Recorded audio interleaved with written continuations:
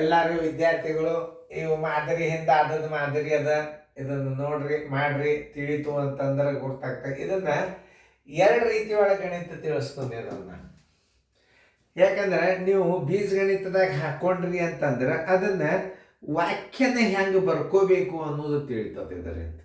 ಎರಡೂ ರೀತಿ ತಿಳಿಸ್ಕೊಂಡು ಲಕ್ಷ ಕೊಟ್ಟು ನೋಡ್ರಿ. ನಿಮ್ದು ಮಾಡೋದು ಹಿಂದಿನ ವಿಡಿಯೋದ ಕಡೆ ನೋಡಿ, ಅದೇ ಸೇಮ್ ಮಾದರಿ ನೀವು ಹಿಂದಿನ ವಿಡಿಯೋನ ಸರಿಯಾಗಿ ನೋಡಿದ್ರಿ ಅಂತಂದ್ರೆ ಈ ಗಣಿತಗಳು ಮಾಡ್ಲಿಕ್ಕೆ ಬರ್ತಾವ. ಮಾಡ್ರಿ, ಮಾಡೋದಾದ್ರಿಂದ ನೀವು ವಿಡಿಯೋದ ಕಡೆ ನೋಡ್ರಿ. ಎಲ್ಲಾರು ಬೋರ್ಡ್ ಕಡೆ ನೋಡ್ರಿ, ಲಕ್ಷ ಕೊಟ್ಟು ನೋಡ್ರಿ. ನಾ ತಿಳ್ಸಾಗ ಒಂದು ಸ್ವಲ್ಪ ಲಕ್ಷ ಕೊಟ್ಟು ನೋಡ್ರಿ.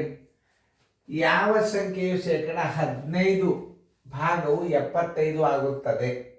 ಇಲ್ಲಿ ಇಷ್ಟು ಸರಳದಲ್ಲ, ಇದು ಮೇನ್ ದೊಡ್ಡ ಅಮೌಂಟ್. ಇದು ಎಕ್ಸ್ ನಾ ತೋರಿಸ್ತು ನೋಡಿ, ಎಕ್ಸ್ ಗುಂಡ್ಲೆ 15% ಬರೋಬ್ಬರಿ 75. ಯಾವ ಸಂಖ್ಯೆ ನೀವು ಎಕ್ಸ್ ತಿಳ್ಕೊಂಡ್ರಿ ಈ ಸಂಖ್ಯೆ ಕಂಡು ಹಿಡಿಬೇಕಾದ್ರೆ ಅಂಕಗಣಿತದ ಭಾಳ ಸರಳ. 15ಕ್ಕೆ 100 ಆದರೆ 75ಕ್ಕೆ ಎಷ್ಟು ನೋಡ್ರಿ. ಎರಡು ರೀತಿಯಿಂದ ನೋಡ್ರಿ ಏನದ ಇದು ಇದು ಇದು ಇಲ್ಲಿ ಬರೋಬ್ಬರಿ ಈಚಕ್ಕೆ ಇದಕ್ಕೆ ಎಕ್ಸ್ ಬಿತ್ತು ಅಂದ್ರೆ 15ಕ್ಕೆ 100 ನೋಡಿ. 15ಕ್ಕೆ ಬರೋಬ್ಬರಿ 100, 75ಕ್ಕೆ ಬರೋಬ್ಬರಿ ಎಷ್ಟು ನೋಡ್ರಿ. ಯಾವುದು ಸರಳ ಅನ್ನಿಸ್ತದ ನೋಡ್ರಿ. 75 ಗುಂಡ್ಲೆ 100 ಸರ್ವಾಸ ಬಾಗಲೆ 15, 15 ಒಂದಲೇ 15 ಐದ್ಲೆ 100 ಐದ್ಲೆ 500 ಬಂತಿದ್ರು. ಸುಮ್ಮನೆ ನಿಮಗೆ ತಿಳ್ಕೊಬೇಕು. ಹಿಂಗೆ ಬೀಜಗಣಿತದಾಗ ಹೆಚ್ಚಿದಾಗ ನಾವು ಹೆಂಗೆ ಮಾಡ್ಬೇಕು ಗಣಿತ. ಇದಕ್ಕೆ ಎಕ್ಸ್ ಬಿತ್ತು ಅಂದ್ರೆ 15ಕ್ಕೆ 100 ಆದ್ರೆ 75ಕ್ಕೆ ಎಷ್ಟು 500 ಬಂತು. ಇದನ್ನು ನೋಡಿ, ಎಕ್ಸ್ ಗುಂಡ್ಲೆ 15 ಈ ಶೇಕಡ ಚಿನ್ನ ತಳಗಿಡ್ರಿ 100 ಬರೋಬ್ಬರಿ 75. ಆ ಕಡೆ ಒಂದು ಸ್ವಲ್ಪ ನೋಡತ್ ಬರ್ರಿ. 15x ಬರೋಬ್ಬರಿ ಮ್ಯಾಲಿಂದ 15x ಗುಣಾಕಾರ ಮಾಡ್ರಿ ಬರೋಬ್ಬರಿ. ಇದು ಭಾಜ್ಯ ಭಾಜಕ, ಭಾಜ್ಯ ಭಾಜಕ ಅಂದ್ರೆ ಇದು ಭಾಗಲಬ್ಧದ ಅಂದ್ರೆ ಭಾಜಕ ಅದ ಅಂದ್ರೆ ಬರೋಬ್ಬರಿ ಚಿಕ್ಕ ಹೊತ್ತಂದ್ರೆ ಗುಣಲಬ್ಧ ಆಗ್ತದ, ಗುಣಾಕಾರ ಆಗ್ತದ ನೋಡ್ರಿ. ಎಕ್ಸ್ ಬರೋಬ್ಬರಿ 75 ಗುಂಡ್ಲೆ 100 ಸರ್ವಾಸ ಬಾಗಲೆ 15, 15 ಒಂದಲೇ 15 ಐದ್ಲೆ 100 ಐದ್ಲೆ 500. Answer is equal to 500.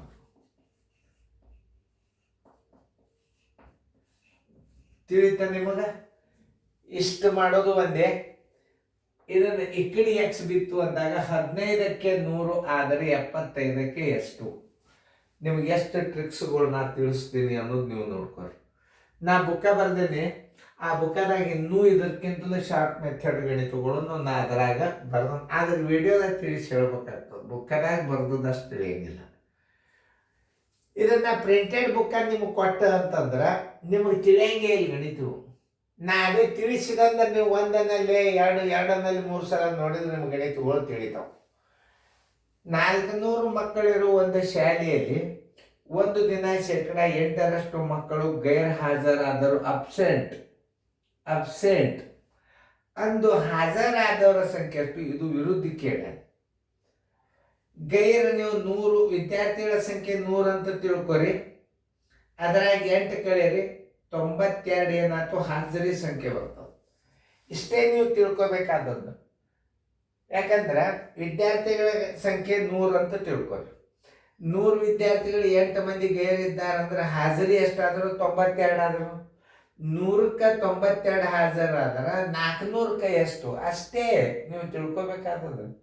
ಗಜ್ ಒಂದು ಎಕ್ಸ್ ಎಲ್ಲಿ ಬೇಕಾದಲ್ಲಿ ಎಕ್ಸ್ ಹಾಕೋದು, ಅದರಿಂದ ಗಣಿತಗಳು ತಿಳಿದಿಲ್ಲ. ಕೆಲವೊಂದು ಬೀಜ ಗಣಿತಗಳನ್ನ ಬೀಜ ಗಣಿತದಾಗೆ ಮಾಡಬೇಕು, ಅಂಕ ಗಣಿತ ಇರ್ತಾರೆ ಅಂಕ ಗಣಿತದಾಗೆ ಮಾಡಬೇಕು. ನೋಡ್ರಲ್ಲಿ 400 ಒಟ್ಟು ವಿದ್ಯಾರ್ಥಿಗಳಿದ್ದಾರೆ.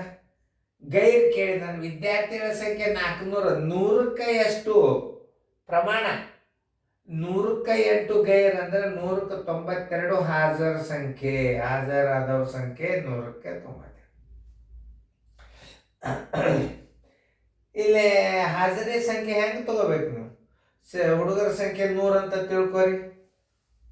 ಹುಡುಗರ ಸಂಖ್ಯೆ 100, ಗಂಡು ಬಂತು ಹೆಣ್ಣು ಬಂತು, ಹುಡುಗರ ಸಂಖ್ಯೆ 100 ಆಗಿರಲಿ. ಇದು ಸುಮ್ಮ ರೀತಿ, 100 ಆಗಿರಲಿ.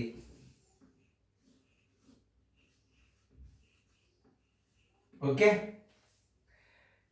ಇದು 8 ಏನು ಗೈರು. 100 ಒಳಗೆ 8 ಗೈರು ಕಳಿಯರ್ ನೀವು. ಯಾಕೆ ನಾವು 8 ಕಳಿಬೇಕಾತು ಅನ್ನೋದು ಮೊದಲು ತಿಳ್ಕೊರಿ. ಗೈರ್ ಕಳೆದರೆ ಹಾಜರಿ ಸಂಖ್ಯೆ ಬರ್ತದ 92. ಯಾಕಂದ್ರೆ ಅವರು 92 ಹಾಜರಿ ಸಂಖ್ಯೆ ಕೇಳ್ಯಾರ. ಶಾಲೆಗೆ ಬಂದವರು ಹಾಜರಿಯ ಸಂಖ್ಯೆ ಎಷ್ಟದ ಅಂತ ಕೇಳಿದ್ರೆ ನೀವು ಎಷ್ಟು ಮಾಡ್ಕೋಬೇಕು. ಹುಡುಗರ ಸಂಖ್ಯೆ 100 ಆಗಿರಲಿ. 100 - 8 ಬರೋಬ್ಬರಿ 92. 100 ಹುಡುಗರಿಗೆ 92 ಸಾಲಿಗೆ ಬಂದಾರ. 400ಕ್ಕೆ ಎಷ್ಟು ಮಂದಿ ಬಂದಾರ? ಇಷ್ಟೇ, ಏನು ದೊಡ್ಡ ಬಿರಿ ಅಲ್ಲ. 100 ವಿದ್ಯಾರ್ಥಿಗಳಿಗೆ 100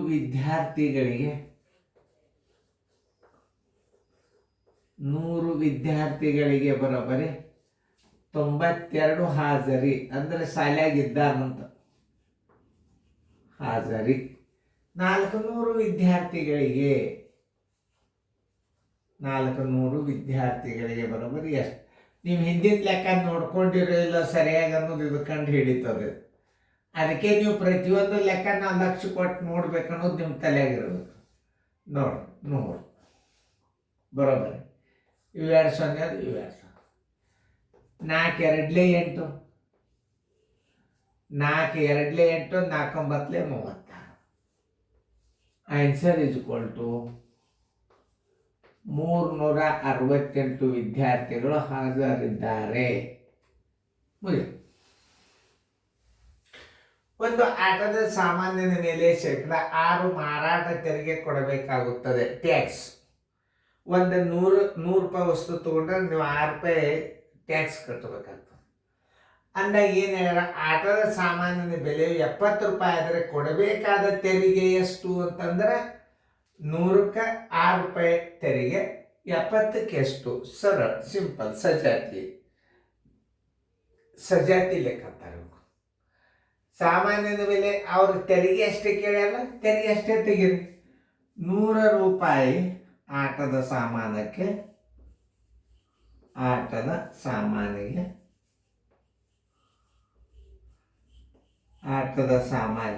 ಬರೋಬ್ಬರಿ 6 ತೆರಿಗೆ.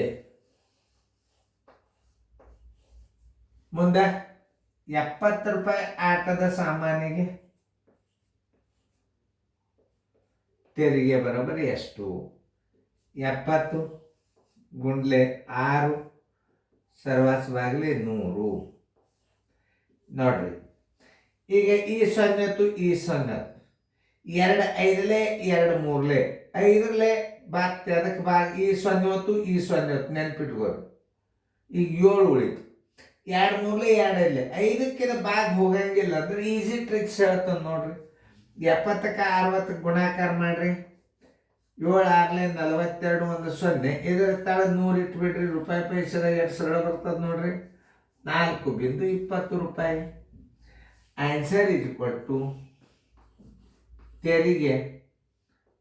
ತೆರಿಗೆ ಬರೋಬ್ಬರಿ ಕೊಡಬೇಕಾದ ತೆರಿಗೆ ಬರೋಬ್ಬರಿ 4.20 ರೂಪಾಯಿ. ಬಿಡಿಸ್ಬೋದು. ಚಂದಂಗೆ ಫೇರ್ದಾಗ ಬರ್ಕೊಳ್ಳಿ. ನೀವು ಗಣಿತ ಕರೆಕ್ಟಾಗಿ ಮಾಡಿರಲಿಲ್ಲ ಅಂತ ಚೆಕ್ ಮಾಡ್ತದೆ ಇದು ನಮ್ಮ ಅಭ್ಯಾಸ. ಅದಕ್ಕೆ ಸೀರಿಯಲ್ ಅಂತಾರೆ. ಇದಕ್ಕೆ ಸೀರಿಯಲ್ ಉದ್ದೇಶನು ನೀವು ಗಣಿತ ಸರಿಯಾಗಿ ತಿಳ್ಕೊಂಡು ಮಾಡಿರೋ ಇಲ್ಲೋ ಇವೆಲ್ಲ ಚೆಕ್ ಮಾಡ್ರಿ. ಹುಡುಗರಿಗೂ ಹಿಂದಿನ ಗಣಿತ ನೋಡಿದ್ದೀರಂದ್ರೆ ಈ ಗಣಿತ ಬರ್ತದೆ. ಇದು ನೋಡ್ರಿ, ಇಲ್ಲಿ ಎಕ್ಸ್ ಹಾಕಿದಾಗ ಹೆಂಗೆ ತಿಳ್ಕೊಬೇಕು? ಇಲ್ಲಿ ಯಾವುದೋ ಒಂದು ಸಂಖ್ಯೆ ಎಕ್ಸಕ್ಕೆ 15% ಬರೋಬ್ಬರಿ 75 ಆದರೆ ಈಗ ನೋಡಿ ಇಷ್ಟು ಮಾಡಿ ನೀವು ಇಲ್ಲಿ ತನಕ ತರಬೇಕು ಇದನ್ನು ಬೀಜಗಣಿತದಾಗ. ಈ ಕಡೆ ಎಕ್ಸ್ ಬಿದ್ದಿತ್ತು ಅಂತಂದ್ರೆ ಇಲ್ಲಿ ಎಕ್ಸ್ ಬಿದ್ದರೆ ಹೆಂಗೆ ಮಾಡ್ಬೇಕು ಅನ್ನೋದೆಲ್ಲ ತೋರಿಸ್ತದೆ ನಿಮಗೆ. ಇಲ್ಲಿ ಎಕ್ಸ್ ಬಿತ್ತಂದ್ರೆ ಇಲ್ಲಿ ಅಂಕಿ ಇರ್ತಾವೆ, ಇಲ್ಲಿ ಅಂಕಿ ಇರ್ತದ, ಇಲ್ಲಿ ಎಕ್ಸ್ ಬೀಳ್ತದೆ. ಅಂದ್ರೆ ಹೆಂಗಿರ್ತಾನೆ? 500ಕ್ಕೆ 75 ಆದ್ರೆ 100ಕ್ಕೆ ಎಷ್ಟು ಅಂತ ಹಚ್ಕೋಬೇಕು. ಇಲ್ಲಿ ಬಂದದಿಲ್ಲ 500. ಈಗ 500 ಬಂದದಲ್ಲ, ಇಲ್ಲಿ 500 ಬಂದಾಗ 500ಕ್ಕೆ ಅದನ್ನು ಹೆಂಗೆ ಕಂಡು ಹಿಡಿಬೇಕಂದ್ರೆ ಹೇಗೆ 500ಕ್ಕೆ 75 ರೂಪಾಯಿ, 100ಕ್ಕೆ ಎಷ್ಟು ಅಂದ್ರೆ 15 ಬರ್ತದೆ. ಇಲ್ಲಿ ಎಕ್ಸ್ ಬಿದ್ದಾಗ ಹೆಂಗೆ ಕಂಡು ಹಿಡಿಬೇಕು, ಇಲ್ಲಿ ಎಕ್ಸ್ ಬಿದ್ದಾಗ ಹೆಂಗೆ ಕಂಡು ಹಿಡಿಬೇಕು ಅನ್ನೋದು ನಾ ಮುಂದಿನ ವಿಡಿಯೋದಾಗ ಆ ಗಣಿತಗಳನ್ನು ತೋರಿಸ್ತೀನಿ. ಮಾದರಿ ಹಾಕಿದಾಗ ಹೆಚ್ಚು ತಿಳಿತಾವೆ. ಆಮೇಲೆ ಇದು ಎಲ್ಲಕ್ಕಿಂತಲೂ ಈಸಿ ಹೆಂಗಂದ್ರೆ ಇದು ನೋಡಿ, 15ಕ್ಕೆ 100, 75ಕ್ಕೆ ಎಷ್ಟು, ಝಟ್ಪಟ್ ಉತ್ತರ ಇದು.